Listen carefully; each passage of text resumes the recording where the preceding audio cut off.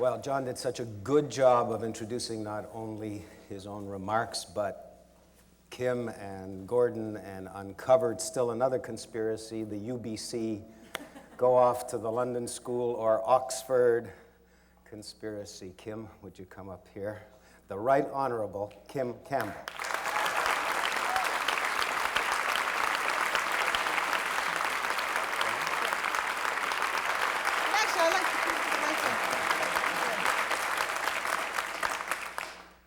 It's a dream of a lifetime. I always wanted to have a gig where John Turner would open for me. So this is exciting.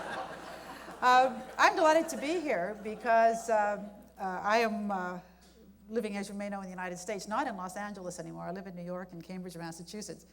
And so this IdeaCity has been kind of like Canada immersion for me, a chance to come back and see a lot of old friends, and also to hear some of the new voices and some of the remarkably creative and innovative voices in Canada that don't get covered in that press digest that I get courtesy of the Department of Foreign Affairs still on my email on a regular basis.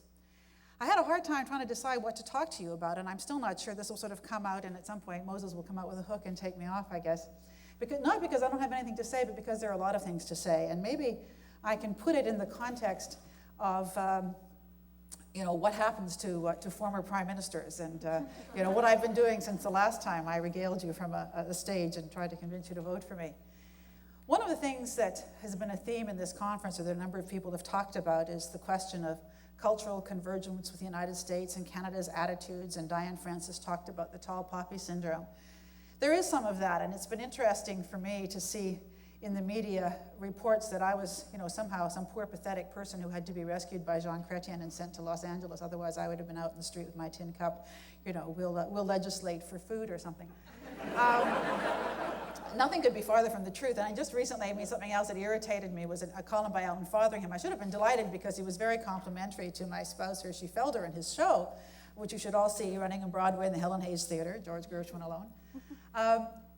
But again, this thing, Kim Campbell, she, after the election, no law firm would employ her, blah, blah, which was totally false. I had lots of offers, but I didn't want to practice law.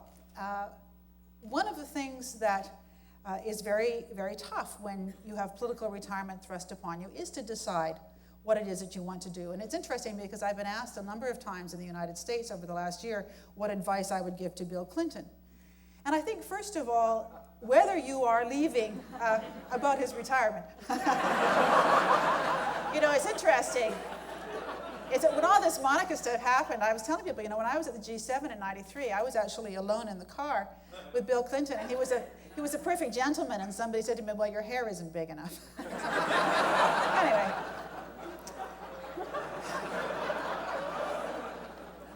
But the question is, what do you do, and how do you adjust to the change in your status? And I think the important thing is to recognize that it is a dramatic change in your status. I agree with John Turner, it's important to give back, but it's also true that politics is really a wonderful career. I just came from the CBC where I was doing a panel on the problem of why there aren't more women in politics, and I'm going to get to that. But public life is really wonderful. You learn a great deal, you learn a lot about your community, and if you do have the opportunity to serve as a minister, to be prime minister, or to be president of the United States, I suppose is the most extreme version of that experience, it is very exciting to be at the center of the action. It is very exciting to be the person to whom all of the avenues of information come, that you are up to date, your decisions matter. It is energizing. The adrenaline rush is absolutely extraordinary. And when that ends, either because you got turfed from office or because your term comes to an end, it is something that you have to adjust to. And it's important to acknowledge that change and to recognize that it's disappointing, the change in status. I remember the day of the election being out in Vancouver and discovering when I got on the plane to go back to Ottawa that it was a different set of RCMP on the plane because the #1 team of VIP security had gone back to guard the new Prime Minister-elect. And there's little things like that that make it very clear that you were in and now you're out. But once you've gotten over that, the question is, how do you use what you've learned? And how do you get on with your life? And what I did, and my advice would be to Bill Clinton or anybody else, is you go back and you remind yourself why you went into politics in the first place.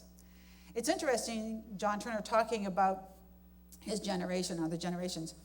I was born, I'm younger than John, I'm 54, there's no secret about age in this country when you're in public life, but I was born after World War II, and both my parents were in uniform in World War II. And so I grew up very aware of the price that people had paid for the freedom that we had. I was actually very obsessed with World War II. I read a lot about the history and about the Holocaust, and when I was a kid, I explained this to Americans, that I wanted to be the first woman Secretary General of the UN. And Americans think this is hilarious, but I lived in BC, I wasn't close to the center of power, and of course, Canadians are very much committed to multilateral organizations. The UN was something that we felt very strongly about. And I wanted to make a contribution in my life to the betterment of the world. And I didn't think of politics at all because, as I say, I was far from the federal government. I came from a very non-political family. So when people say, how did you get into politics? I often say a recessive gene because I'm very unlike anybody else in my family. But when I did go into public life, I found it was something really wonderful. So what could I do? And there are two issues that I have continued to work on and that are still passions for me. One of them is the advancement of women, and the other is democratization. And speaking about the last one first and most briefly, I do a lot of work around the world. In 1999, for example, I chaired a forum on emerging democracies in Yemen, of all places. And it was fascinating to see, this was a forum organized by the National Democratic Institute for International Affairs in Washington. And there were delegates from 17 different countries, each of which is just barely over the line of being able to be considered a democracy. Even Yemen actually has women in its parliament, but there's another power structure of sheikhs. I mean, it's fascinating to see this. What was interesting is that one of the principles that everyone agreed upon as being necessary for a democratic society was the full political participation of women. But what was also interesting there was to see what I could do as a Canadian, and it was from a respected country, and somebody who had been prime minister, that I had a credibility. I've done a lot of things. I was in Belfast shortly after the new government was formed in December of '99, and I've worked with Northern Ireland politicians since then. At Harvard, I'll be involved in a conference in Madrid this fall, a major international meeting on democratic transformation. And what I found is that this cause gives me an opportunity to use what I learned substantively, serving at 3 levels of government in Canada, because I started out at the municipal level and then served provincially and then federally. But also that the cachet of having been prime minister makes it possible for me to get into doors and to deliver messages that otherwise would not be possible. It was also true when I was a Canadian diplomat, that I was able to do things that a career diplomat would not have been able to do. And that's very satisfying, and it's very different from looking backward and, as I say, sort of walking around with a metaphorical tiara on your head that flashes former PM. It's a much more constructive way of using that experience. But it's also been a great benefit for me in the other cause that's very dear to my heart, and that is the advancement of women. I chair an organization called the Council of Women World Leaders, which is made up of women who've been president or prime minister of their country. And probably very few of you could name more than 2 or 3, but there are 29 living women who've been president or prime minister of their country. We use the cachet of our organization to bring together high-level women policymakers. We've brought together high-level women in economics and finance with the World Bank at their meetings. I was just in Valencia, Spain, 2 weeks ago at a program with the African Development Bank of high-level women in economics and finance from Africa. And these women are so extraordinary. They are so smart, highly educated, strong. And the notion that they will not get the opportunity to participate as fully as they should in governance or in international meetings for their countries is something that's just unacceptable to me. And so it's highly rewarding to be able to use the cachet of the office that you've held to try and open doors for other women, but mostly to make the notion of women as leaders, of women as intelligent policymakers, natural, normal, not exotic. It's interesting, one of our members, Hanna Suchotka, was Prime Minister of Poland, and she was the one who led the government during its most difficult economic reforms in Poland. A woman was the central bank governor of Poland also at this time, and she did what the governor of the bank in Russia could not do, was push forward reforms in making transparency and the rule of law in the banking sector in Poland, which explains why Poland is now an economy on the rise and a democratic society moving towards stability in comparison to other countries in Eastern Europe and the legacy countries of the former Soviet Union. These were women. The stereotype of women that comes out when you do research is that, well, women are very good. A recent poll in the United States says that most people would be willing to vote for a woman as president, quote, if she were qualified, but that women somehow weren't as good as governing in a crisis, and they weren't good at taking tough decisions. When you see the women who have actually led, you find, au contraire, they have often taken some of the toughest decisions and governed in the worst crises. Violeta Chamorro in Nicaragua, Corazon Aquino reestablishing democracy in the Philippines. And the goal of our council is to make these women visible, to make people remember them. Because what the literature shows us is that femininity and strength as leadership, femininity and competence are not associated in most people's mind. Women have to overcome this extraordinary deficit of gender schemas, unarticulated analytical frameworks, which find femininity inconsistent with those qualities. And yet the reality is just the opposite. And how do we turn that around? One of the problems that it creates is that when women are successful, their success is attributed to luck. Or the most condescending of compliments, she's a hard worker. When they fail, their failure is attributed to incompetence. When men fail, their failure is attributed to bad luck. When they succeed, their success is attributed to competence. And these are values that are remarkably persistent cross-culturally. And one of the goals, as I say, of the council is to try and dispel those stereotypes by making visible the women who are the living disproofs. I recently accepted an invitation to teach full-time at the Kennedy School at Harvard this year. I've put off doing that because teaching constrains you in your schedule, and I wasn't sure I wanted to do it. But one of the best reasons for teaching is because you want to learn what you're teaching.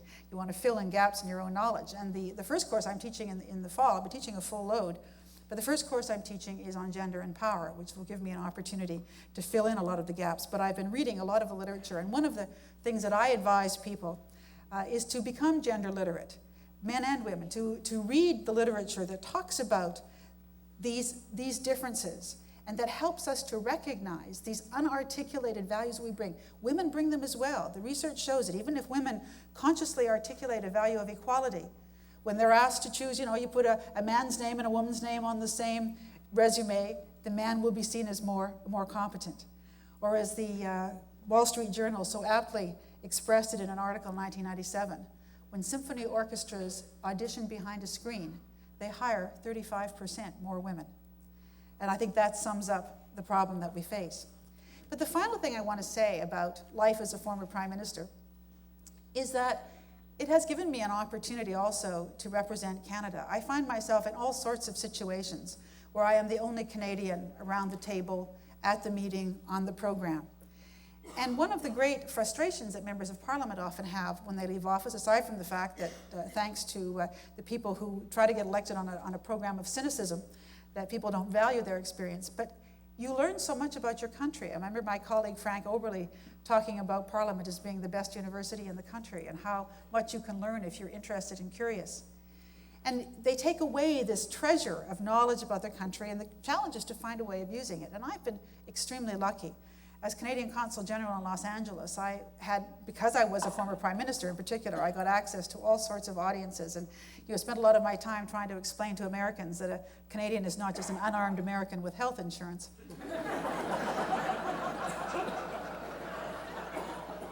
But it really has been wonderful to be able to be a voice for Canada and to explain that Canada is not just a smaller, quieter version of the United States. We're a very different country. But we have a lot that we need to learn. We have to learn to celebrate our own excellence. We have to learn not to cut down the tall poppies. We ought to be past that now. I look at Canada, and where Canadians see problems, I see solutions. Living in the United States, somebody said earlier today that they thought that the United States, I think it was Oren Safdie, saying that he thought the United States worked better as a family. I don't agree. I think the United States has much more divisions in it than Canada does, and Michael Adams' research tells us that notwithstanding our regional and linguistic differences, that Canadians actually share more with one another in terms of values than they share with Americans. In the United States, the criminal law is a state jurisdiction, whereas in Canada it's a federal jurisdiction. That's a very important set of values to share across a country. And in all my dealing with the issues in Quebec, I never heard Quebecers say they wanted to have their own criminal code. I mean, you have to look at our federalism. We are not the most decentralized federation in the world. That's bananas. It's one of those myths that we have. But I look at the United States and I think, do they have this patchwork with respect to capital punishment and attitudes towards certain kinds of crimes because crime is a state jurisdiction? Or is criminal law a state jurisdiction because it's the only way they could sustain the pressures of the differences in such a highly divided society? Is that a safety valve that enables this highly diversified society, this highly polarized society, to actually exist as one country? And I think it's something that's important to ask. One of the things that I've thought about doing and chatting with people about is that I'd love to, because I'm living in the United States and don't see an opportunity to live in Canada in the near future, is to find a way to communicate some of those perceptions back to Canada. Because I love this country, and it frustrates me when I see Canadians kind of hanging over the rail of the 49th parallel, looking wistfully south, and failing to appreciate the extent to which we have dealt so successfully with some of the major problems in the world. And particularly what concerns me is the political apathy and our inability to rethink our political processes in ways that will make them receptive to new generations and to the needs of the 21st century. You know, the price for democracy was very high. In 1993, in part of my leadership campaign, I put out a document called Doing Politics Differently, which was actually a very radical approach to using prime ministerial power. It talked about dramatically reducing the use of the whip. It talked about, because one of my concerns was how do you empower government backbenchers to show their constituents that they're fighting for them. It's great if you're in opposition. You can natter all you want. But backbenchers who, on the government side, who do in fact work very hard to articulate their constituents' views, have to do it behind closed doors. And that gives a very false view of what they in fact do. So this was actually quite a dramatic document setting out these proposals. And I remember after the press conference where I announced it, Ross Howard of the Globe and Mail saying, yeah, but what does Kim Campbell really stand for? And it was just sort of like, there is a problem out there, and we need to see it. In the last election, only 50% of people 18 to 34 voted in Canada. And I think that a lot of the reason is they don't see any relevance. They don't see people like themselves in the public process. I just came, as I say, from the CBC talking about the problem of women in government. I have offered my help to a group called Equal Voice who want to try and increase the number of women in Parliament. It does matter. It is important. It is important. It's a symbol to the world of how progressive we are. It is important for us to use all the skills and talents. It's not that women are better than men. And the real equality is for a woman to be able to be a total doofus and not everybody say, oh, well, you elect a woman. I remember hearing somebody on the CBC, I've told people this story, after Indira Gandhi sent the Indian army into the Golden Temple in Amritsar, and it was a terrible thing. I mean, we caught this years ago and heard a man say, oh, you know, I used to believe in women in politics until Mrs. Gandhi. And I thought, I used to believe in men in politics until Attila the Hun and Joseph Stalin and Adolf Hitler and all those people. So there is a world out there for us. This is an extraordinary country. What I tell Americans is that Canada is no longer a commodity-based economy. Only 12% of our economic wealth comes from commodities. That Canada is an innovative, high-tech country. Of the 20 top electrical engineering schools in North America, 8 of them are in Canada. That this is a country which has managed to create an extremely enviable standard of living, an extremely enviable quality of life. And I think if we believe in ourselves, if we stop looking enviously south of the border and start understanding that democracy is a work in progress, you never go to bed at night being able to say, we've solved it all, now we can forget about it. The cost of liberty is eternal vigilance. It is commitment. And this is a great country. I was so honored, however briefly, longer than John Turner, I might add, to be your Prime Minister. And I'm not running for anything. Thank you very much.